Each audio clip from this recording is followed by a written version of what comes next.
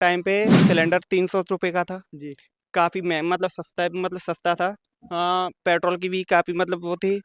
मतलब आज के टाइम पे इतना सारा मतलब वो बढ़ गया है, रेट हर चीज़ में रेट बढ़ गया है। अत्याचार हो रहे हैं, उनको रोकना चाहिए। और जहाँ पर जो निजीकरण किया है, हम जाटव वर्ग उसका विरोध करता है। अगर निजीकरण हो जाएंगे तो ये इनको नौकरी नहीं मिल पाएगी। राशन राशन मिल रहा है सभी को फ्री। इसमें बिल्कुल आएगी। अगर ईवीएम से चुनाव हुआ तो आएगी, अगर बैलेट पेपर से चुनाव हुआ तो किसके आने के चांस है? कांग्रेस। कांग्रेस के आने के चांस है। नमस्कार दर्शकों, द ब्लैक मैक में आप सभी का स्वागत है। अभी हम मौजूद है लड़मदा गांव में, और जो 2024 को लेकर जिस तरीके से आप माहौल देख रहे हैं कि कुछ लोगों का मानना है कि बीजेपी आएगी, कुछ कह रहे हैं इंडिया अलायंस आएंगी। कुछ लोगों के अलग अलग मत है कि ईवीएम द्वारा चुनाव नहीं होने चाहिए, और बीजेपी एक बड़ा मुद्दा लेके चल रही है राम मंदिर का। 22 तारीख को उसका उद्घाटन भी है। आइए जनता से जानेंगे कि उनके क्या मत है। जी बाबू जी, अपना नाम बताइए। विजयपाल सिंह। 2024 का इलेक्शन नज़दीक है, आपको पता है, तो आपको क्या लगता है किसकी सरकार बननी चाहिए? सरकार हम चाहते हैं कि कोई भी पार्टी की सरकार बने या कुछ हो, हम चाहते हैं कि कोई भी जाटव प्रधानमंत्री होना चाहिए। जाट मतलब मायावती को देखना चाहते हो आप? किसी पार्टी का हो।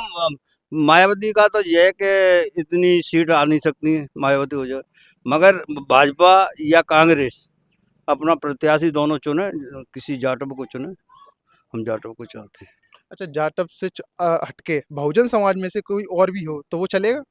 बहुजन समाज पार्टी की नहीं, अगर बहुजन बहुजन जो हमारे बहुजन जो लोग हैं उनमें से कोई हो, एससी में, ऐसी एसटी में में कोई से। कोई है जाए, कोहली है जाए, वाल्मीकि है जाए, हमें कोई एतराज हो रही। मतलब आज तक जो कहा जाता है कि बहुजन समाज में से कोई भी प्रधानमंत्री नहीं बना है। हाँ, दलितों में से कोई है जाए, वाल्मीकि है जाए, कंजड़ है जाए, नट है जाए, भाड़ है जाए, कोई परेशानी ना है, अच्छा, सब चलेगा। तो अगर मायावती जी इंडिया अलायंस में आती हैं तो क्या वो प्रधानमंत्री की दावेदार हो सकती हैं? कौन इंडिया कौन सी है जो इंडिया बताओ। अलायंस जो कांग्रेस ने संगठन बनाया है, सभी पार्टियों को जोड़ के जो अगर गठबंधन वो किया है, अरे अगर सब मिलके करें तो वो प्रधानमंत्री बन सकती। आपका ये मत है? अच्छा, और 22 तारीख को जो राम मंदिर का उद्घाटन है, इसके बारे में आपकी क्या राय है? राम मंदिर अगर बनना है तो ये देश का गर्व है। अगर कोई भी अब पिछली घटनाओं को देखें, कभी मुसलमान ने तोड़ दिया, कभी हिंदू ने तोड़ दिया।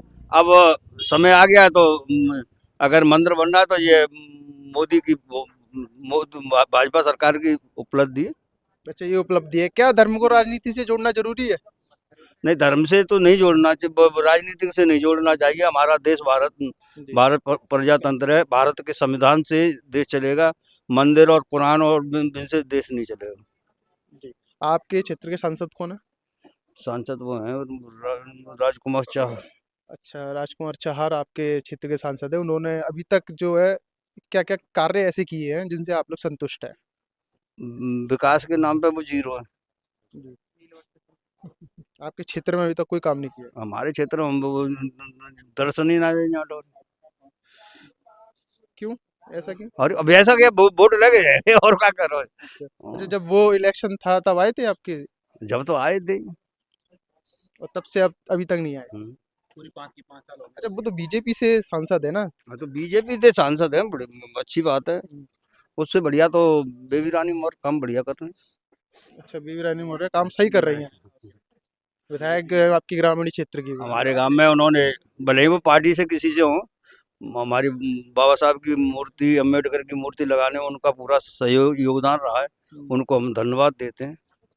मगर भाजपा हमारे लिए ज़्यादा बुरी नहीं है, मगर बुरी कहानी ये है कि हमारे दलित भाइयों पर अत्याचार हो रहे हैं, उनको रोकना चाहिए। और जहाँ पर जो निजीकरण किया है, हम जाटव वर्ग उसका विरोध करता है। अगर निजीकरण हो जाएंगे तो ये इनको नौकरी नहीं मिल पाएगी। भाई विकास के काम, विकास सरकार किसी की हो, मगर निजीकरण खत्म होनी चाहिए। सरकारी नौकरियों में जगह बढ़नी चाहिए। निजीकरण हो रहा है, मान चलिए एक आदमी है, उसे ठेका दे दिया और 100 आदमी की जरूरत है, वो 50 रुपये करवाएगा, आज करवाएगा कल निकाल देगा।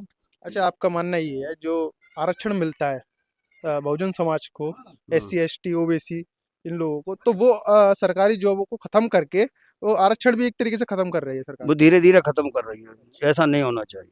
ठीक है जी भैया, क्या नाम है आपका? विजय सिंह। 2024 का इलेक्शन नजदीक है, हाँ। क्या लगता है?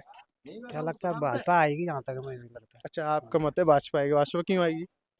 क्योंकि वो अच्छा काम कर रही है देश के लिए, देश की सेना के लिए। हाँ। अच्छा, क्या ऐसा अच्छा काम किया है? मुझे कोई 3 कार्य ऐसे बता दीजिए जो धरातल स्तर पे लोगों तक पहुंचे हो और उनको उस सुविधा का लाभ मिला हो। एक जे क्या कहते हैं, जो राशन राशन मिल रहा है सभी को फ्री। राशन तो पहले भी मिलता ना, ये सबको मिल रहा है ना, सब सभी धर्म को, कोई भी हो। सबको मिल रहा है राशन। और क्या? और जो आवास मिल रहे हैं ये भी बहुत बढ़िया योजना है। धरातल स्तर तक पहुंचे लोगों तक ये जो आवास विकास योजना है। हाँ अच्छा, जी। एक जो बीजेपी सरकार ने एक अपना प्रचार करने के लिए एक महिला का फोटो लगाया था अखबार पे, कहा गया था कि हर किसी को आवास विकास योजना का लाभ मिला, इस तरीके से लगा हुआ था वो फोटो। लेकिन जब उस महिला से पूछा गया तो उसने कहा मैं तो किराए पे रहती हूँ, कुछ लोग आए मेरा फोटो खींच के ले गए। अब आप बताइए। जी, इस बारे में मुझे नहीं पता है। अच्छा, तो आपने कैसे कहा कि आवास का सबको जो है फायदा मिल रहा है? आपको मिला? नहीं, मुझे नहीं चाहिए, लेकिन मेरे घर में नौकरी है। नहीं, आपके आसपास किसी को मिला हो, बताइए जरा। हाँ, मिला है, क्यों नहीं मिला है? आवास तो मिले हैं बहुत। मिले हैं, आवास मिले हैं। ऐसा कोई नहीं है। का नाम, वो माई को नाम का है। अच्छा, और कोई योजना? तमाम योजना है सरकारी, लेकिन मेरा ये कहना है कि कोई भी सरकार आए, हम युवाओं के लिए, बढ़ती के लिए, जो वो क्या लगता है उसे क्या कहते हैं, ये जो, रोजगार? हाँ, जो रोजगार दिया जाए जो भी युवा लोग। रोजगार का मतलब वो दिया जाए, जो क्या कहते हैं यार, उसमें घोषणा पत्र में कोई भी सरकार हो, घोषणा पत्र में ये लिखना चाहिए कि युवाओं के लिए कितनी भर्ती आएंगी। इस सरकार ने तो बोला था कि हर साल 2 करोड़ से ज्यादा हम जॉब निकालेंगे, ऐसा वादा करके आई थी सरकार। तो अभी तक तो ऐसा कुछ दिखता नहीं है। ऐसा नहीं है, वो पता नहीं कौन से हिसाब से कर रहे हैं। 10 साल होने वाले, आपको पता है इस सरकार को। नहीं, सरकार फिर भी ने आएगी, क्योंकि राम मंदिर बहुत बड़ा मुद्दा है और सभी इसी से जुड़े हुए हैं। तो आपका कहना है राम मंदिर के हाँ, नाम पर लोग वोट देंगे, वोट देंगे और क्या। तो धर्म को राजनीति से जुड़ना जरूरी है? वैसे जोड़ना नहीं चाहिए, लेकिन हमारे देश में यही कंडीशन है कि धर्म को जोड़ देते हैं और जोड़ता ही रहेगा। चलिए जी भैया, अपना नाम बताइए। सौरभ जी, इलेक्शन नजदीक है, जी, युवाओं का रुख किस पार्टी की तरफ है? किस भी तरफ हो लेकिन बीजेपी ही आएगी। अच्छा, ऐसा क्यों? ईवीएम। ईवीएम एक बड़ा मुद्दा है। विपक्षी पार्टियां भी ईवीएम के बैन करने की बात कर रही हैं, कह रहे हैं कि बैलेट पेपर से चुनाव हो। जी तो क्यों, ऐसा क्यों लग रहा है? सर, उसमें ना इलेक्ट्रॉनिक मतलब वो होते हैं ना, तो इलेक्ट्रॉनिक वो कर देते हैं, वो डिसमस अच्छा अच्छा। डिसमस वो कर देते हैं। तो इलेक्ट्रॉनिक जो भी पार्टी पे मतलब वोट लगाते हैं, तो इलेक्ट्रॉनिकली के क्या है कि वो उसी पे वोट जाता है। मतलब आपका मानना ये है कि ईवीएम द्वारा किसी को भी वोट दिया जाए, जी वो जाता उसी पार्टी को जो सत्ता में मौजूद है, जी वही पार्टी उसमें गड़बड़ी करती है। जी तो बीजेपी फिर से इसमें बिल्कुल आएगी। अगर ईवीएम से चुनाव हुआ तो आएगी, अगर बैलेट पेपर से चुनाव हुआ तो किसके आने के चांस है? कांग्रेस। कांग्रेस के आने के चांस है, ऐसा क्यों? इंडिया। सर, ये तो समय ही बताएगा। अच्छा, कांग्रेस पार्टी 2014 तक रही थी, 10 साल उसने भी अपना शासनकाल चलाया। उस वक्त उसने क्या क्या ऐसे कार्य किए जो कि लोगों तक। हाँ उसके टाइम पे सिलेंडर 300 रुपये का था। जी। काफ़ी मतलब सस्ता था। पेट्रोल की भी काफ़ी मतलब वो थी। मतलब आज के टाइम पे इतना सारा मतलब वो बढ़ गया है, रेट हर चीज़ में रेट बढ़ गया है। बेरोजगारी पे क्या कहना चाहिए? बेरोजगारी बेरोजगारी तो बढ़ ही रही है खैर। और इसका सबसे बड़ा मुद्दा है कि जनसंख्या वृद्धि भी इसका एक मूल मुद्दा है। आपका मानना है जनसंख्या बढ़ेगी तो बेरोजगारी भी बढ़ेगी।